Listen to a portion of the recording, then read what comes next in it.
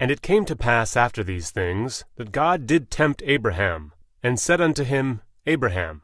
And he said, Behold, here I am. And he said, Take now thy son, thine only son Isaac, whom thou lovest, and get thee into the land of Moriah, and offer him there for a burnt offering, upon one of the mountains which I will tell thee of. And Abraham rose up early in the morning, and saddled his ass, and took 2 of his young men with him, and Isaac his son, and clave the wood for the burnt offering, and rose up, and went unto the place of which God had told him.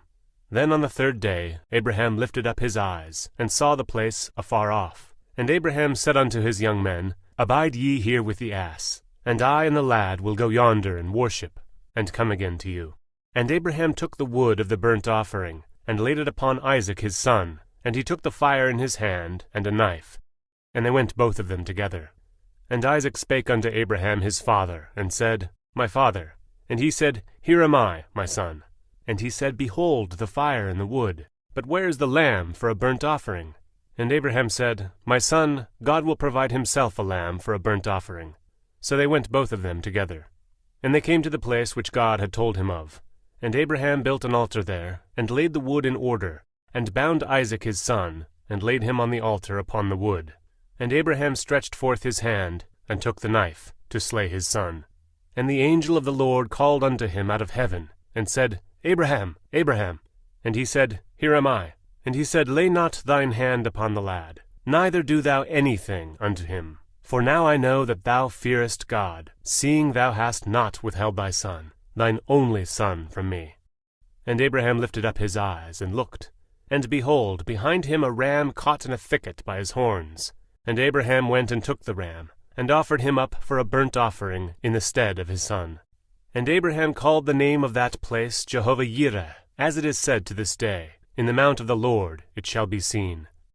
And the angel of the Lord called unto Abraham out of heaven the 2nd time, and said, By myself have I sworn, saith the Lord, for because thou hast done this thing, and hast not withheld thy son, thine only son, that in blessing I will bless thee, and in multiplying I will multiply thy seed as the stars of the heaven, and as the sand which is upon the seashore. And thy seed shall possess the gate of his enemies, and in thy seed shall all the nations of the earth be blessed, because thou hast obeyed my voice.